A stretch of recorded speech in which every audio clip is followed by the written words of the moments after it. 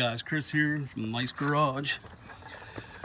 Today I'm working on my 2002 Chevy Silverado, and what I'm doing is I'm going to upgrade the 2002 front brakes to 2007 up.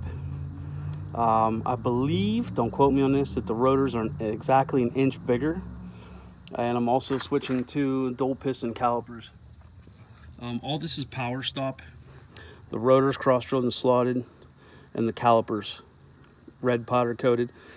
I've used them in the past, haven't had an issue. I mean, they're not like the most expensive brakes, but it's a pretty good upgrade for this. The front of this, I believe, again, don't quote me on this, they're somewhere around 12 inches, and those are somewhere around 13 inches. So I'm hoping to see an improvement in stopping power, and I'll take some photos. Hopefully I can add them to the video as I'm going along.